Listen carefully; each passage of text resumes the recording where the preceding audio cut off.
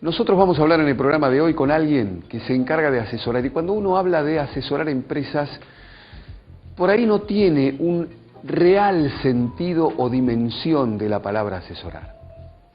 Néstor Braidot, de Néstor Braidot y Asociados. Él va a estar con nosotros. Como dice, no hay fronteras hoy. Entonces uno se puede encontrar con casos muy diferentes, pero es apasionante esto de ver cómo uno puede hacer que interactúen las diferentes generaciones para potenciar una empresa. Auspicios, y comenzamos con el Potencia Pyme de hoy.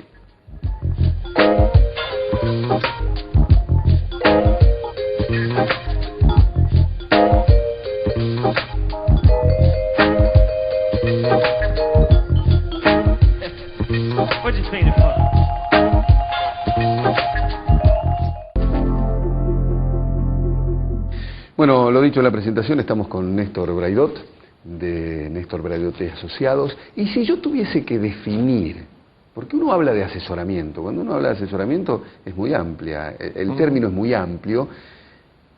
¿Cuál es el asesoramiento que ustedes dan? ¿O qué es lo que ustedes le brindan al pyme y no a la pyme, a la gran empresa? En general a la organización, a la empresa con objetivo de lucro o no. En definitiva, lo que se busca en esto, y acá hay que hacer un fuerte énfasis como respuesta original a todo esto. El que sabe de su empresa es el que funda la empresa. Sí. El que sabe de la realidad de su producto, de su mercado, es el que está trabajando en el día a día. ¿Qué es lo que tiene que hacer un asesor o un consultor? No meterse a darle respuestas que más conoce y mejor conoce el propio empresario. Lo que hay que hacer es ayudarle a pensar de mejor manera aquello de lo cual mejor conoce. Es decir, ayudarle a razonar, ayudarle a generar nuevas cosas, pero desde el conocimiento que él tiene. En definitiva, la nueva realidad del consultor de empresas hoy día no es dar fórmulas o recetas aprendidas de un libro durante una carrera universitaria, sino que es ayudarle a pensar al empresario en cómo él, con sus conocimientos, puede encontrar mejor respuesta. Esa es una primera esencia de lo que debe ser la consultoría moderna de empresas.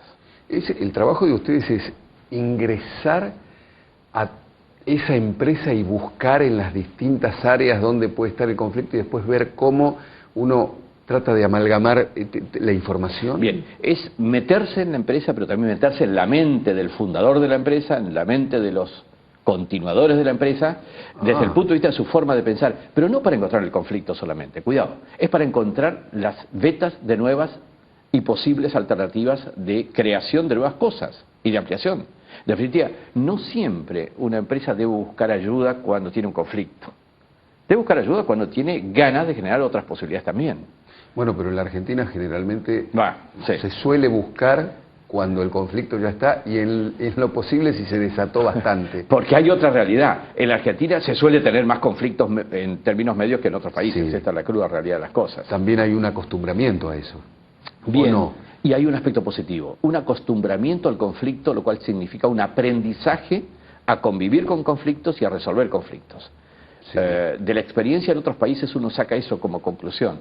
A veces se busca el empresario, el consultor argentino que está acostumbrado a vivir una realidad que es efectivamente convivir con esa incómoda situación de conflictos y por la convivencia saber cómo mejor salir de esos conflictos. Piloto de tormenta, como le dicen. Absolutamente, ¿no? Sin duda. Pero ¿por qué se dice esto de la empresa, la pyme, que básicamente es familiar, en un porcentaje muy elevado, casi el 100%? Sí, absolutamente. ¿Por qué no le cuesta tanto sobrevivir más allá de la tercera generación? Bueno, acá, ¿eso es así? Bueno, suele ser así, hay muchas experiencias internacionales que así lo dicen, más tanto en Argentina como en España se estima casi en un 70% la cantidad de empresas pyme que no sobreviven a la tercera generación. 70%. 70%, y no estoy diciendo una exageración, y esto las estadísticas así lo demuestran. Pero hay que entender bien por qué se dan estas situaciones. No es solamente porque la tercera generación no tiene capacidad. Yo quiero decir algo rápidamente. Trabajar con una pyme familiar significa trabajar en 3 frentes de actividad simultáneamente.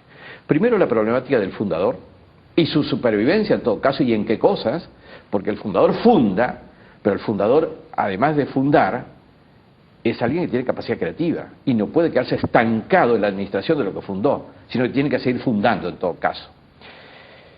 El segundo tema es generar los procesos en la organización para que reestructuración de la empresa mediante su estilo y manera de conducir sea propicia para los que vienen, los sucesores, segunda, tercera generación, cualquiera sea el caso.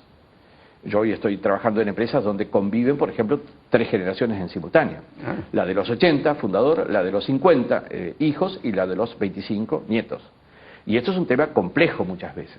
Pero el tercer elemento es que hay que hacer un proceso de capacitación, desarrollo de capacidades en los sucesores para que puedan enfrentar el desafío de la continuidad de la empresa. Es decir, entonces los 3 frentes: el fundador y su continuidad, y en qué cosas, para que no se frustre el mismo y para que no condicione la sucesión; los procesos de reestructuración de la empresa, que significan procesos de reacomodar la empresa a la nueva generación que viene, a la realidad, pero también a la nueva generación que viene, que viene con una realidad diferente del fundador.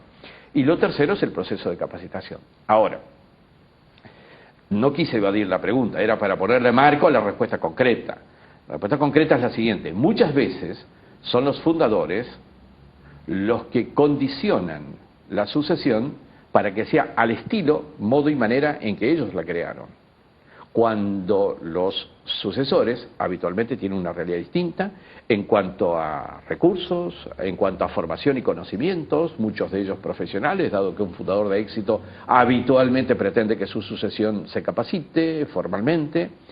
Y eso da parámetros de funcionamiento y estilos distintos. Y a nosotros nos toca, cuando trabajamos con empresas familiares, que muchos fundadores nos dicen: es que yo de esta manera fui exitoso y quiero que perdure de esta forma. En vez de decir, quiero que perdure el éxito, independientemente de la forma con que perdura el éxito. Porque la forma tiene que adaptarse a la situación de los sucesores. Esta es una realidad por la cual muchas veces decimos que, cuidado, que las culpas son compartidas. No es solamente la sucesión que fracasa, sino que muchas veces los condicionamientos de la fundación los que hacen que no se adecúe exactamente al estilo que la generación puede hacer que sea éxito esa empresa. Y esto es una realidad que hay que analizarla y pensarla muy seriamente. Me encanta escuchar así. ¿Te gusta lo que haces, no?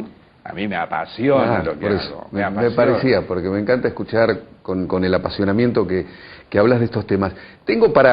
Vamos a hacer una pausita y después el segundo bloque, pero tengo 3 cosas me quedaron. La primera es cuando planteaste estas 3 partes en las cuales hay que analizar una empresa familiar o una pyme. ¿Es el pyme, sea creador, fundador, segunda generación, uno o varios, está dispuesto a jugar el rol ese que le digan que tiene que jugar y no meterse en otras áreas?